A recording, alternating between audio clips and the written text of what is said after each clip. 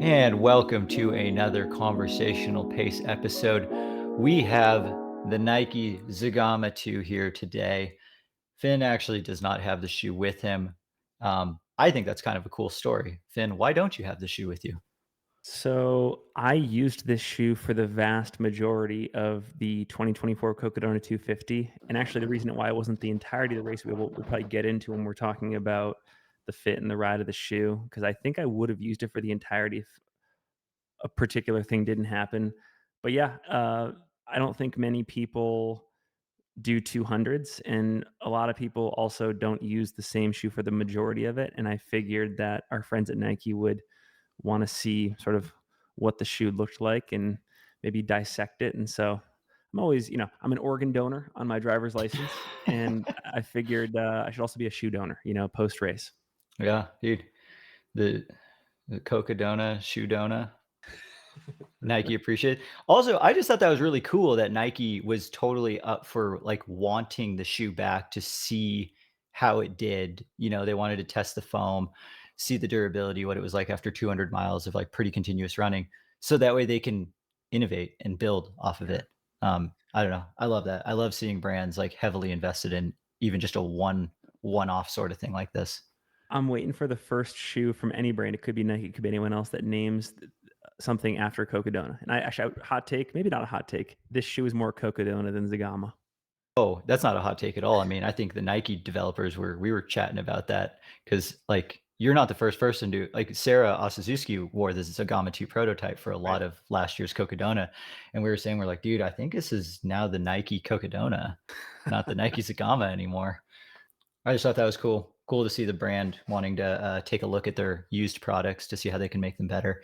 But before we get going, I just wanna let everyone know that these shoes were provided to us by, Nike and Running Warehouse, but we're under no financial obligation to say whether we like a product or not.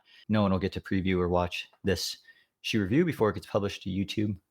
Some stats about, the Zegama 2: $180 USD, which is a $20 increase over the first Zegama. We're looking at 11.2 ounces or 318 grams in my US size 10. Again, a few grams heavier than the original Zegama. Um, I found again stack height. Like, I'm getting more and more frustrated with these stack height measurements. I've seen multiple numbers across this one. So the one that I saw most commonly was 35 millimeters in the forefoot, 39 millimeters in the heel. I imagine that is like total stack, not just midsole stack. Still retains the 4 millimeter drop. For these materials, this whole shoe is kind of like a minor but also major update. A lot of minor changes made for some major, like major different feels in the shoe, which is I thought was interesting. So this upper is actually very similar to the first Zegama. We're still looking at like a pretty full length, just engineered mesh upper with kind of varying density material along different parts of the shoe, just depending on where you need more lockdown, where you need more breathability. Again, a very minimal toe cap. It's not protecting you from anything. It's just giving the toe box a little bit of shape. The biggest change probably to this upper was in the tongue. The first Zagama, if anyone has watched our review of the Zagama 1, we said that the tongue was perhaps a little too thin and or a little bit too short. Zagama 2 tongue got a little bit longer and a little bit thicker, and it seems to have fixed all lace bite, tongue slippage kind of issues.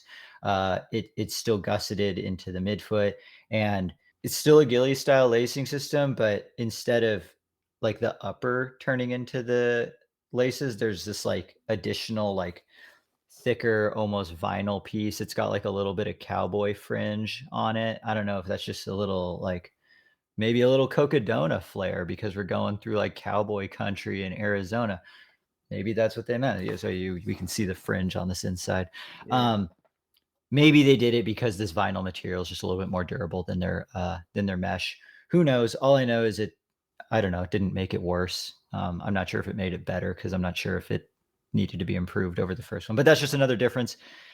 Heel cup, ankle gaiter thing stays pretty much the same. The materials are a little bit different. There's now a kind of a plastic overlay along the outside of the heel cup, which is still pretty rigid. And the gaiter is still a stretchy material that goes up like right above, right around the ankle bone. The padding on the inside of the ankle collar stays about the same as the Zegama 1, which is kind of a medium amount of fabric. I actually have a Zegama 1 on my right foot right now and a Zegama 2 on my left foot because I wanted to see how the fits compared. The midsole is still a Zoom X core in the EVA carrier, just like the Zegama 1, but Nike changed the geometry and the shape of this foam quite a bit. Um, and I guess, we'll dive more into that when we talk about the feel, but it's still the same material. It's just a slightly different shape. Unsure if the density or the durometer of the foam changed a little bit. It feels different, but we cannot confirm nor deny that. So that's purely speculation. The outsole, is probably from a marketing standpoint the biggest, I don't know, piece that they changed for the Zegama. We're now getting the Vibram Mega Grip outsole on the light base. So all the people who were slipping around in the first Zegama will not have that issue anymore. We also got a new outsole pattern. We still have a 4-foot rock plate, but yeah, those are all the materials. Finn, did I forget anything? I think you were pretty thorough there.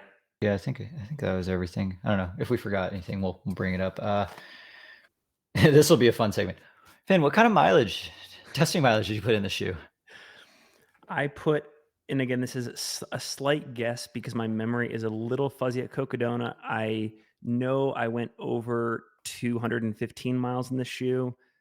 Definitely didn't go over 225, but it was somewhere between 215 and 225 there.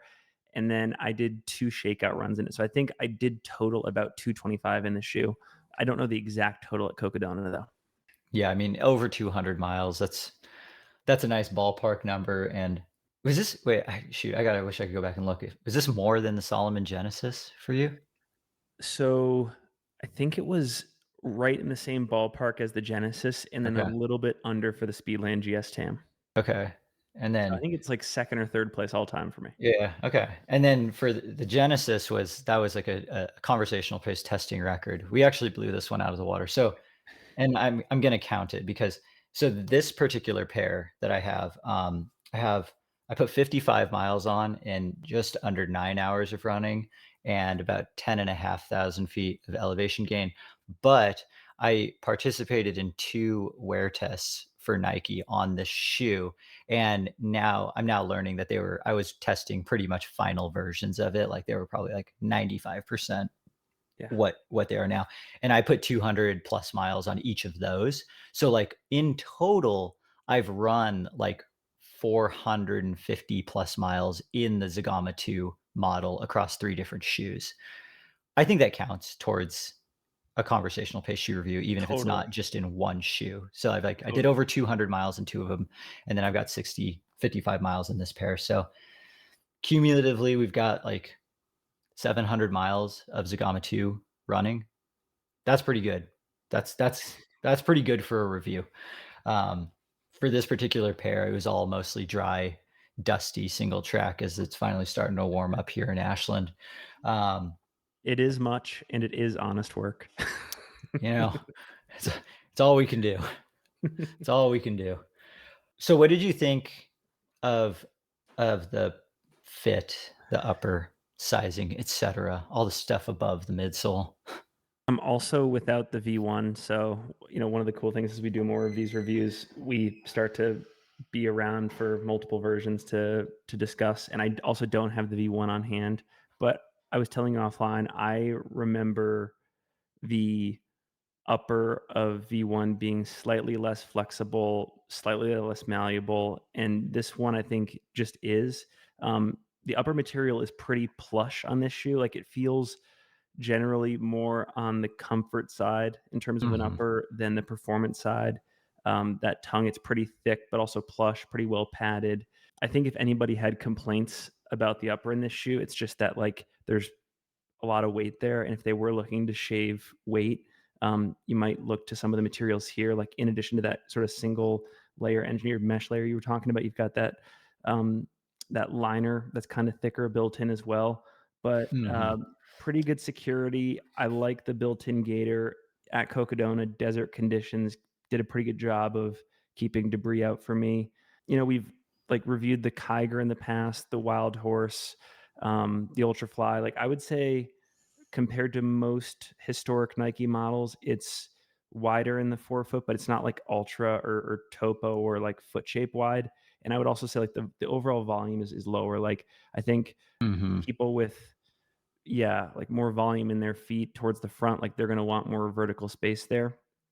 The biggest issue I have with this shoe, and the reason why I didn't go the full 250 at Cocodona, is there were a couple water crossings, and at each water crossing, I was in the Zegama 2, and it does hold water for quite some time post, like, submersion, and I had to drop it at 2 aid stations after both those stream crossings, and even when I, like, recouped it, like, 2 or 3 hours later, it was pretty saturated. So I Mm. lost, like, 30 or 40 miles of time in shoe because it took a long time to kind of like ventilate and desaturate, which I thought was really interesting. Maybe you Mhm. chalk that up to just how plush the material is in the upper, Yeah, I think the so. stack, etc. Yeah, I like that. Yeah, what you said about like it's more of a luxury type upper than a performance upper, which for something like Cocodona, like that's perhaps the way to go. Is Totally. you don't need a shoe that can hold your foot down at like 6 minute miles when you're going Cocodona pace or even 100 mile pace for that matter. Like yeah, you take a slight hit on breathability and drainage, but what you do get is massive comfort points. I like your point too about the width and volume of the shoe because that was an issue with Zegama 1 where it was like it seemed wide enough, but the upper was very low volume. I think we both think that this one's a little bit higher volume than Zegama 1, but it's still somewhat of a lower volume shoe. Yes. Like wiggling my toes around in both, I've got more wiggle room in the Zegama 2 than Zegama 1, but I have more wiggle room in many other shoes that this competes against than this shoe. So, Yep. for people who are hoping that it was gonna be like a drastic upper fit change, I wouldn't say that's the case, It's very mild tweaks. I would just add one more thing about the fit of the shoe, and this is for anybody out there that's planning to spend more than 24 hours time on feet. I personally feel that the most important factor in shoe selection is, does it fit your foot and is it super comfortable? And if it checks those two boxes, then it's probably the shoe for you, Mhm. regardless of what other features exist for the long haul. So, yeah.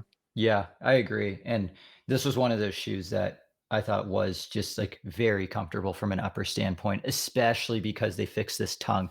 Like, before on the Zegama 1, I thought it was really comfortable, but running down really steep stuff, the how tight I needed to tie the shoe to get the proper lockdown, my foot didn't love the lace bite because of that thin tongue that was kinda short. Right. That problem doesn't exist anymore for me on the Zegama 2, so I can tie it the correct tightness, but it stays evenly tight and just more comfortable throughout the whole shoe. So, like, never once did I have to stop mid-run and, like, retie Mhm. it or was jamming down on a descent being like, "Dang, my foot's moving around too much." I thought the lockdown was fantastic on this shoe, and and I think it's cool how they're able to achieve that with minimal, like, plastic overlay, like, there's none in the Right. front and the forefoot, and I That's a think really good point. it's, like, the varying density engineered mesh that Nike does. I think they're one of the best in the industry at that. One thing that I had a little Is there any concern other shoe that does that in your opinion? I'd have to go back and look. I mean, really, the only other ones that come to mind are, like, the Matrix upper shoes. Yes. Because they achieve that probably even better than this. You don't get the luxury comfort, but you get like the performance benefits. Uh, Gosh, dude, a Matrix upward Zagama, that would be sick. That would be It so sick. it always comes back to Matrix for us We now. say that every episode. We're like, dude, what would be great about this shoe? If it just had a Matrix upper. I mean, I don't know. I don't think we're wrong though. Um, I thought the length was good. Like, it's a lower volume shoe, but I thought the 10 fit spot on. I would go I would call this a true to size shoe. The one thing that I thought felt a little different about this shoe versus the Zegama one is even though it looks like it, I felt that this shoe was less, bucket seat like from a midsole standpoint. Like, I felt like I was, Agree. sitting on the platform more, and I was worried about the lack of stability because I felt pretty high up, but I wasn't really getting hugged like, some Hoka models. But I never had any stability issues. Like, I felt super confident in my footing with the shoe, and looking at the shoe, the sidewalls are raised pretty high. So Yeah. I'm wondering if I'm getting that bucket seat feel, but it's like one of the most invisible bucket seat feels of a lot of shoes out there. I can't quite tell. I was gonna say, and I don't have the shoe on me to demonstrate, but maybe we can do it with you. Like you just kind of mentioned it, that midsole, it kind of uniquely wraps up around the edges to give Mhm. that sort of sidewall effect for security. Pretty good lateral stability. Um, yeah, it doesn't. It never like it. I guess it was terrain dependent, but on most terrains, it wasn't like throwing my foot either way. Yeah, see, like, I like that. Like, you can see the sidewalls are kind of high Yes. on either side. Yes. But I don't feel it though. I don't think there's, like, any chance I'm never getting a blister in this shoe. Yeah. Um, And whereas, like, we just did that Rabbit Dream Taster review, and I definitely felt the bucket seat feel, on Mm, that mhm, platform, and, mhm. like, you could kinda feel the packing of the foam, like, building towards the sidewalls, and it made it feel like the center of my foot was, like, not touching the platform. Totally. I think one of the other big changes for this midsole is the change to the rocker, which is like the dimension. Like both that was one of the things that we both noticed is like this shoe runs really smooth. They didn't claim to change the foam at all. Why? And it's because this shoe has a longer rocker than the Zegama one. Like, Mhm. just having one on one foot and one on the other, like, more of my foot is touching the ground in the Zegama one than the Zegama 2, and I think for the Zegama 2, that's a good thing because the shoe just transitions from heel to toe or even midfoot to toe, like, it doesn't matter what kind of foot strike you have. This shoe just got smoother than the first one. Yeah. Oh, I ran out of tea. Unfortunate. Um I think that's one of the biggest change. I think that's a bigger change to the shoe that's not being talked about than even the Vibram outsole, is just the tweaks to the midsole geometry. The other thing too that worried me was this massive exposed cutout underfoot. I was wondering if I would, like, feel rocks or anything, and so far, it has not been an issue at all, Yeah, me and I neither. love the trampoline effect that my midfoot and heel does. Like, when I hit the ground, I sink a little bit, and it really, like, bounces me forward. Yeah, I really liked the way that the shoe felt just in terms of, like, how it turns over, and that was at all paces. I did some faster workouts in this shoe, and I really like running fast in this shoe. I think it feels so much lighter on foot than it weighs. Yeah, super, super versatile, and, I really like the changes to this midsole. Can I ask a question to Professor Brett? Let's hear it. What talk about the rationale for carrier foam? Like, why would you have this carrier foam paired with ZoomX? So, speaking specifically for Nike, there's a few reasons why they're gonna go ZoomX Core EVA carrier. Um, we've actually yet to see a trail shoe from Nike be pure naked Zoom X. Like even the Ultrafly has that fabric wrap all the way around the side. And one of the big reasons is Zoom X is really fragile. Like I got to test a couple trail shoes that were naked Zoom X, and like Tyler Green, I think in 2021 Western States, he actually wore one of the first Ultrafly prototypes. You can see it; it was all black. I'm pretty sure that was unwrapped Zoom X, and that shoe barely survived the Western States course. It had so many chunks taken out of it. So Zoom X is just really fragile. The other thing is that having this carrier foam is going to mute the properties of Zoom X a little bit. So it's going to kill the responsiveness a little bit, which for the trails I think is a good thing. We're kind of putting a silencer on it a little bit, and it's keeping the foam from packing out as well, so it can help with durability, especially with like a super soft foam like ZoomX. So we're protecting it. We're changing the dynamic like properties of it in terms of the feel by adding some EVA, so we're not don't have quite as much ZoomX. It's not going to be quite as bouncy. We're also helping with the durability as well because it can't like fully pack out. Um, and for a shoe like this that wasn't advertised as like their pure trail race shoe, I think it makes sense then that they're using a carrier foam so that way it works on a broader spectrum of paces, whereas they're like even the Ultrafly doesn't feel that great when you're like Yeah, walking in it or running very slow. Like it's a shoe that needs to be running pretty fast. So I think this is a shoe that's going to appeal to more people because it's going to feel good at a much higher, spectrum of paces. damn, okay. Uh, I learned a lot there. Good. Good. And like we saw Ultra is doing that too. They Yes. did it in their the Mont Blanc Carbon. They've got their ego something carrier with their ego something core, and I think that worked really well. I think that's as of right now, I think that's a great combo for the trails. Because it seems like one of the if you're gonna create a max cushion and, like, higher stack shoe, it seems like one of the trade-offs you have to worry about is that durability and stability component that you were Mhm. talking about. So in this case, do you think that they do a good job of trying to solve for that? I do. I think the shoe is very well balanced. It's the balance of comfort, cushion, rebound, I think it does all the things really well. Like, I think this is one of the best all-rounder shoes on the market, which is a very, very competitive market. I mean, I wrote down a nice sized list of competitor shoes that we'll get into in a second. But before we do, I wanted to talk specifically about the new outsole a little bit, as that's definitely been a point of concern for many people. What did you think of the Vibram outsole? Yeah, I mean, I think that there's, like, still things to debate around the fit and the sort of ride of the shoe, but I just think this is a huge win for them. I think a lot of people historically have worried about Nike Trail when it comes to traction, and if conditions are anything but like dry underfoot, you just worry. And so, also, like if you're just historically somebody that is less confident in technical terrain, you worry, Mhm. and that's someone like me. Yeah, I would say like the biggest thing I would say is it's like when you have a Vibram outsole underfoot, it's pretty confidence inspiring, and I don't think Mhm. it's any different here. So, yeah, Yeah. for anybody that's, like, worried about traction issues in this shoe, don't.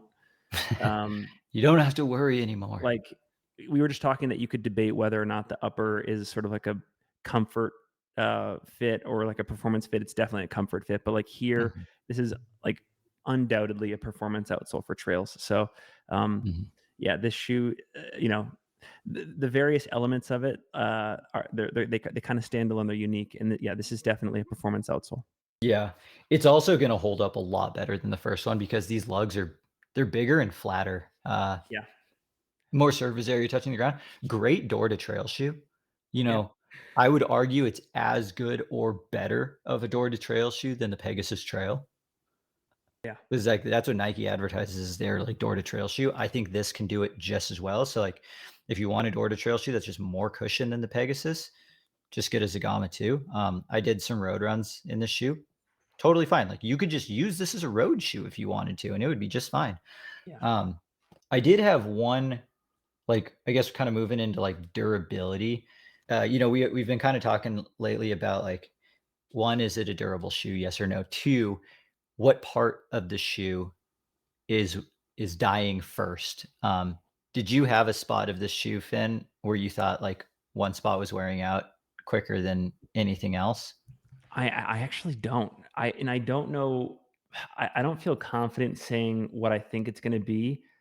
I think because, and this is something I wonder about. Like, is one of the trade offs of like removing those plastic overlays? Could the durability of the upper come into question? Could we start to see blowouts in that upper? I That's think something I wonder about. yes. Yeah, I think yes, but because and maybe this is a hot take, maybe it's not. I have never had an issue with the durability of Nike uppers. Like even working in run specialty, we were one of the few running shops that did have like Nike on the wall and Nike Trail on the wall. And I saw blowouts of Nike shoes less than pretty much every other brand. Like, Mm, so I'm not worried about this upper at all in regards to durability because it doesn't have any plastic overlays. I don't think it needs it. I think Nike figured out that it doesn't even increase the durability for them. For other brands, this probably would be an issue, but I think the quality of Nike's mesh, whatever it is that they're doing, is better than most other companies. Another question, and I don't know if you have any thoughts here, but like, you know how you in like training and racing, stress is stress. I wonder when you're testing shoes if there's any notable differences, all else equal, for putting 250 miles into the shoe in a 3-day span versus 250 miles in a 2-month span. Like, are the outcomes the same, or is like the duration significant, or the intensity of time usage significant? I don't know, Yeah. but that's interesting to me. Yeah. I bet there's benefits from both, from doing both. Like, one of the things that you gain from running like 200 miles over 3 days in the shoe is like you really get to see how this midsole foam compresses with like no rest in between. So, that's something that's really hot in the marathon world right now is like we have all these super foams that are really light, really bouncy, et cetera, et cetera. How are they at mile 22 of the marathon? Like Mm, what percent is the energy rebound at mile 1 versus mile 22? In a perfect world, it's the same, but all the shoe companies are struggling right now because it's not. It's a little bit worse. And like that's when you need it the most. So Nike would really learn a lot in regards to like the responsiveness and the energy return levels of the foam by you mm, running 200 miles in it. But you also running 15 times in the shoe, putting it on, taking it off. They're seeing how everything like relaxes and like sometimes you get lucky. You put the shoe on once and you tie it perfect and you're like, it's great.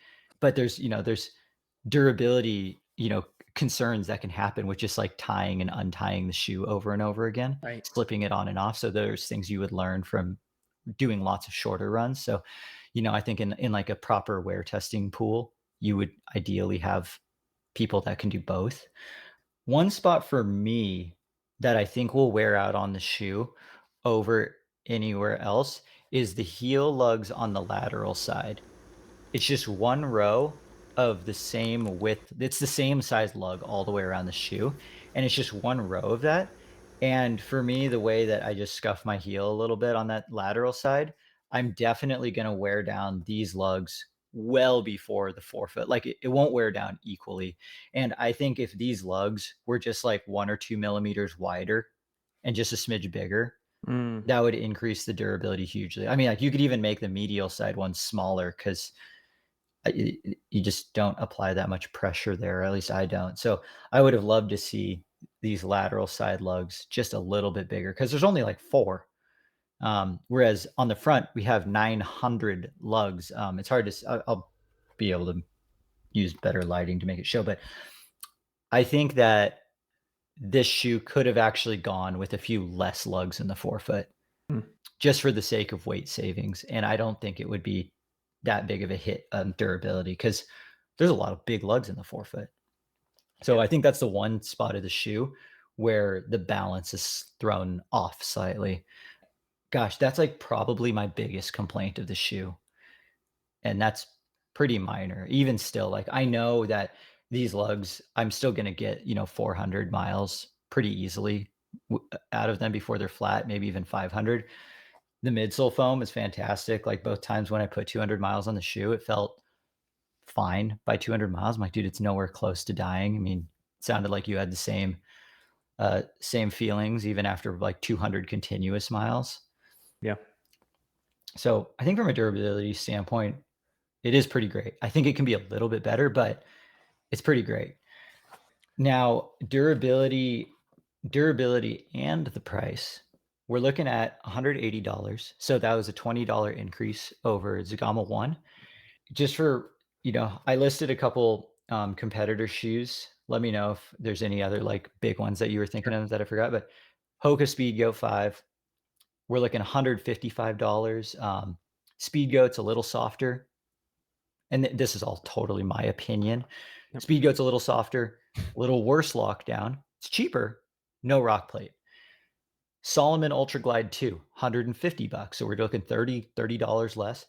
Little less cushion, probably slightly less durable. Does have that 4-foot rock plate. Asics Trabuco Max 2 or 3, $160, so $20 less. More cushion, but less nimble of a shoe. Arguably worse outsole, although I think that outsole's fantastic. Brooks Caldera 6, 7. 150 7. Yeah, 7. you're right. 7. Brooks Caldera 7, $150. Wider platform. The Brooks fit is a little bit more forgiving. No rock plate, but actually very similar specs in terms of dimensions. And then the other one that I wrote down was North Face Ultimesa 500, Yeah. 155. So we're looking $25 cheaper. Higher volume toe box, but still kind of pointy. Even more rocker and a little bit firmer. So like, and the one thing that I thought was interesting was of all those competitor shoes, this one cost at least $20 more than all of them. Mm.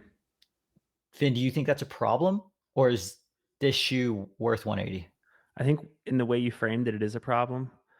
Um, what of those shoes, which ones have a thicker slab of foam in them? Is this like the thickest slab of trail foam we have tested? No, I think the Trabuco Max 3 is over 40 Okay. and the Caldera 6 and Alta Mesa are like almost identical to this. Like they're Okay. pushing right in the mid to upper 30s. So like Yeah, I it's about mean, the same stack. This and the Speedgoat both got the Vibram outsole, but it's 180. I mean, I'll just yeah. go ahead and say it, like, I just like this shoe more than all of those. This has officially dethroned the Asics Trabuco Max for me in terms of just comfortable trail shoe. That's a big So, deal. For longtime listeners, that's a huge that's a deal. big deal. I mean, it's still our number 1 review, Yeah. Asics Trabuco Max 2, soon to be dethroned by the Brooks Caldera, which that's interesting. But I like this shoe more than the Asics Trabuco Max. I have no problem paying 180 for this because I know what I'm getting, and I really, really like that I can do anything in this shoe. Yeah, maybe the only pushback I would give there is, and this is something I really like about the Alta Mesa and the Caldera 7. I know that with the Alta Mesa, it did have like a pointier sort of top of the foot, but it did have those jut outs where like your big toe and your pinky toe could sort of splay if they wanted to, which I liked.